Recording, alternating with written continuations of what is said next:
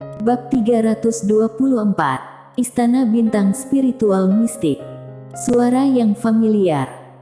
Dia akrab dengan pria yang memasukkan pedang ke juniornya. Karena orang ini tidak lain adalah Mison Nan. Mison Nan. Menyadari adegan ini di sini, ekspresi Mona Yue di kejauhan berubah drastis dan hendak berbalik, tetapi dihentikan oleh 3 master. Di bawah, murid sekte Changjian yang tak terhitung jumlahnya tercengang. Bagaimana bisa Mison Nan menyerang Mileye? Ini juga yang ingin Mileye ketahui. Di belakang Mileye, Mison Nan tampak agak muram. Kamu sepertinya sangat bingung. Mileye mengangguk. Mison Nan berkata sambil tersenyum, apakah kamu tahu? Sudah begitu susah payah menghancurkan pusat energi Perci Sang dan kekuatannya berkurang, tetapi tidak menyangka akan muncul kamu. Dengan adanya kamu, aku tidak mungkin bisa memimpin sekte Changjian. Jika demikian, apa gunanya aku tinggal di sini? Berbicara tentang ini, ekspresinya menjadi lebih dan lebih mengerikan. Jangan kira aku tidak tahu betapa pilih kasihnya ketua sekte. Di mana kamu bisa memasuki tanah Sword Grave kapan saja dan kamu juga mendapatkan beberapa pedang alam langit, kan? Setelah dia selesai berbicara, dia membanting ke depan dengan pedangnya dan pedang itu langsung menancap ke tubuh Mileye. Namun, pedang itu perlahan menghilang. Menyadari adegan ini, wajah Mison Nan berubah drastis dan dia akan mundur, tetapi pada saat ini, Mileye tiba-tiba berbalik dan sebuah pedang diletakkan di antara alisnya. Tubuh Mison Nan membeku dan matanya penuh dengan ketidakpercayaan. Bagaimana kamu bisa baik-baik saja, kamu? Mileye tersenyum dan berkata, ingin tahu. Mison Nan hendak berbicara, ketika Mileye menyeringai, aku tidak akan memberitahu kamu. Suara itu jatuh dan dia membanting pedangnya ke depan. Pedang itu menembus tepat di antara alis Mison Nan dan darahnya meluap keluar. Mison Nan menatap Mileye dengan tatapan tidak percaya. Dia tidak tahu mengapa ketika pedang itu dimasukkan ke dalam tubuh Mileye.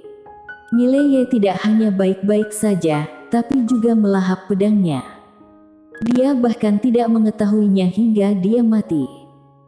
Mileye juga tidak peduli dengan Mison Nan, melainkan berbalik menghadap master yang mengenakan jubah emas tidak jauh. Dalam pertempuran dengan lawan barusan, dia selalu dirugikan dan kekuatan lawan benar-benar melebihi harapannya. Meski sangat kuat, dia tetap sangat bersemangat. Karena sudah begitu lama, dia tidak pernah bertarung melawan siapapun dalam arti sebenarnya. Dalam pertempuran tadi, meskipun ditekan, tapi itu adalah pertarungan yang menyenangkan. Pertarungan. Mileye menginjak kaki kanannya dan seluruh tubuhnya melesat lagi. Melihat adegan ini, kelopak mata tuan yang tidak jauh berkedut. Terhadap Mileye, penilaiannya telah berubah dari meremehkan menjadi serius. Karena kekuatan tempur Mileye sangat kuat. Yang paling penting adalah bahwa Mileye ini tidak takut mati. Bermain dengan nyawa. Bila seseorang bermain dengan nyawa, itu pasti akan menjadi nilai tambah dalam kekuatan tempur. Tidak perlu membahas Mileye. Jika ada orang biasa yang bermain dengan nyawa, itu juga akan membuat pihak lain was-was. Di depan Mileye, sang master juga benar-benar marah. Seorang master yang bisa mencapai level ini sama sekali bukan orang biasa. Begitu Mileye dianggap serius, peluang Mileye untuk menang akan semakin kecil. Segera, keduanya bertarung lagi, tetapi Mileye masih ditekan. Selain itu, karena 12 orang ini bergabung, sekte Changjian telah sepenuhnya ditekan. Di udara, pertempuran antara Brian Chen dan Lord Man Lu masih belum diputuskan, jadi jika terus dibiarkan, sekte Changjian pasti tidak akan bisa bertahan. Tidak hanya itu, Firmuzan dan yang lainnya jelas kalah dengan dua penjaga perkumpulan pelindung dunia. Pada saat ini, sebuah suara pedang tiba-tiba bergema dari langit yang jauh. Kemudian, di udara, kepala seorang master yang mengenakan jubah emas langsung terbang keluar. Melihat adegan ini, ekspresi Felix Mo dan yang lainnya tidak jauh berubah drastis. Segera, seorang pria paruh baya muncul di atas sekte Changjian. Orang ini adalah Jerome Jian. Melihat Jerome Jian, Mona Yue dan yang lainnya menghela nafas lega. Tidak ada keraguan bahwa sekte Changjian yang paling bisa bertarung saat ini adalah Jerome Jian. Di sisi lain, Master berjubah emas juga memandang Jerome Jian. Melihat Jerome Jian, semua orang memiliki tatapan serius. Dengan pedang di tangan, Jerome Jian menatap dingin orang-orang berjubah emas tidak jauh di depannya. Tanpa omong kosong, dia menebas ke depan pada detik selanjutnya. Pedang itu sangat cepat sehingga hampir mustahil untuk melihat lintasan cahaya pedang. Di kejauhan, ekspresi seorang master yang mengenakan jubah emas tiba-tiba berubah. Dia menautkan tangannya, kemudian menekan ke depan.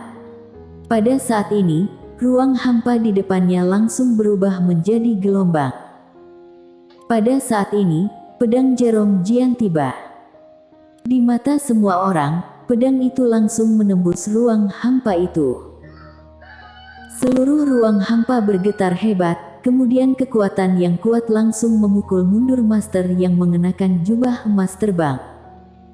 Penerbangan ini mencapai ratusan kaki. Tapi Jerome Jian tidak berhenti, dia menunjuk dan seberkas cahaya pedang tiba-tiba menembusi udara. Beberapa puluh meter jauhnya, alis seorang master alam Archon perkumpulan pelindung dunia langsung tertusuk. Mata master ini terbuka lebar, dia tidak bisa mengistirahatkan matanya. Karena dia tidak menyadari bagaimana pedang itu menembus alisnya sampai dia mati. Jerome Jian hendak menembak, tetapi pada saat ini, teriakan marah tiba-tiba datang dari tidak jauh, lancang. Saat suara itu jatuh, seorang lelaki tua tiba-tiba muncul di depan Jerome Jian. Orang yang datang adalah penjaga kiri dari perkumpulan pelindung dunia dan di sisi lain, Vigolian yang bertarung dengannya juga muncul. Tetapi pada saat ini, wajah Vigolian pucat dan ada darah di sudut mulutnya, jelas dia terluka. Melihat Jerome Jian, Vigolian berkata pelan, "Kakak seperguruan pertama." Jerome Jian sedikit mengangguk, "Pergi bantu Firmuzan." Vigolian mengangguk, lalu berubah menjadi cahaya pedang dan menyerbu ke arah penjaga kanan perkumpulan pelindung dunia. Jerome Jian menoleh ke arah penjaga kiri yang tidak jauh dari situ dan mencibir, "Kupikir Great Lord perkumpulan pelindung dunia akan datang sendiri, tapi tidak menyangka hanya dua sampah seperti kalian yang dikirim." Mata penjaga kiri sedikit menyipit, "Great Lord." Jerome Jian, apakah dengan kemampuanmu yang seperti pantas membuat Great Lord turun tangan secara langsung? Suara itu jatuh dan dia tiba-tiba terbang. Saat berikutnya, tangannya membentuk segel dan dalam sekejap, aliran udara hitam tiba-tiba muncul di sekitar. Penjaga kiri tiba-tiba berteriak marah, "Kondensasi!" Suara itu jatuh dan arus udara hitam di langit sekitarnya tiba-tiba mengembun. Pada saat ini, Jerome Jian tiba-tiba menebas ke depan dengan pedangnya, "Hancurkan!" Sebuah pedang jatuh dan cahaya pedang sepanjang 100 kaki tiba-tiba menebas dari langit seperti air terjun. Dalam sekejap, arus udara hitam di langit itu menghilang tanpa jejak.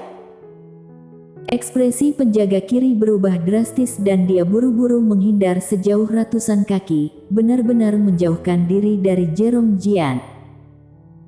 Jerome Jian memberinya tatapan dingin, "Ayo, aku akan memberimu kesempatan lagi untuk menyerang, jangan sampai mengatakan sekte Changjian menindas kamu."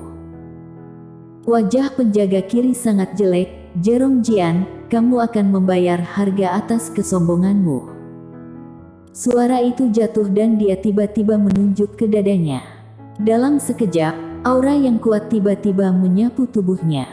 Dengan munculnya aura ini, seluruh langit ruang hampa tiba-tiba bergejolak seperti gelombang air. Di kejauhan, Jerome Jian tanpa ekspresi, memegang pedang di belakangnya dengan tangan kanan. Setelah hening beberapa saat, penjaga kiri tiba-tiba naik ke langit dan saat berikutnya, dia menyerang Jerome Jian dengan telapak tangannya di bawah. Telapak tangan dikerahkan. Sebuah telapak tangan tiba-tiba menembus lapisan ruang hampa, mendekati Jerome Jian. Jejak telapak tangan ini langsung melintasi ruang hampa dan kecepatannya sangat cepat, sehingga tidak ada seorang pun di lapangan kecuali Jerome Jian yang dapat melihatnya dengan jelas. Dan pada saat ini, Jerome Jian menebas pedangnya. Sebuah pedang menusuk. Pedang yang sangat sederhana. Saat pedang ditusuk, ruang hampa di ujung pedang Jerome Jian tiba-tiba terbuka, retakan hitam pekat muncul dan segera, ledakan mengejutkan bergema di lapangan. Seluruh langit bergetar hebat, dan penjaga kiri mundur hingga ratusan kaki. Dan begitu dia berhenti, Jerome Jian tiba-tiba muncul di depannya dan saat berikutnya, pedang menusuk tepat di alisnya. Cahaya pedang itu secepat listrik. Pupil mata penjaga kiri mengecil dan terkejut. Pada saat ini dia tidak bisa menghindar sama sekali, dia hanya bisa menerima serangan ini. Segera, dia meraung dengan keras, kemudian sebuah pukulan jatuh di depannya. Pukulan itu jatuh dan suara ledakan terdengar dari langit seperti guntur. Cahaya pedang Jerome Jian hancur, tetapi penjaga kiri sudah mundur 100 kaki jauhnya. Pada saat yang sama, seluruh lengan kanannya telah terpotong. Darah segar terus mengalir dari bahu kanannya. Penjaga kiri menatap Jerome Jian dengan was-was. Dia tidak menyangka Jerome Jian begitu kuat, hingga dapat dikatakan berada di luar jangkauan dunia kincang ini. Jerome Jian tidak menyerang penjaga kiri lagi, tetapi berbalik dan menebas dengan pedang.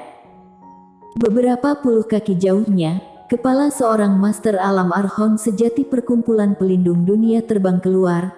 Pada saat yang sama, di sebelahnya lebih dari 10 kaki, kepala master alam Archon sejati lainnya juga terbang keluar. Pembunuhan instan. Ini benar-benar pembunuhan instan. Melihat adegan ini, wajah para master perkumpulan pelindung dunia berubah drastis dan mereka semua mundur, tidak berani menembak lagi.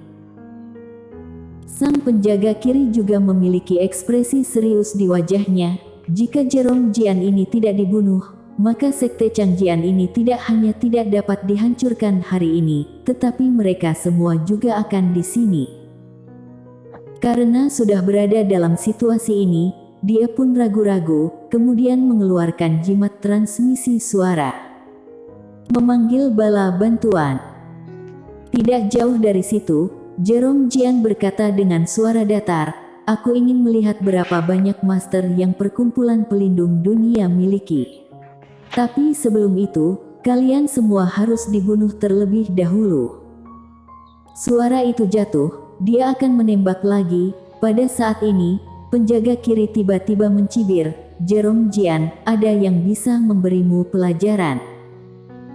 Saat suaranya jatuh, dua aura kuat tiba-tiba muncul di langit di atas sekte Changjian. Merasakan adegan ini, Jerome Jian mengerutkan kening, lalu mengangkat kepalanya. Di udara, ruang hampa di sana tiba-tiba retak, kemudian seorang pria paruh baya berjalan keluar bersama orang tua. Orang-orang yang datang adalah Mateolin dan yang lainnya dari Istana Bintang Spiritual Mistik.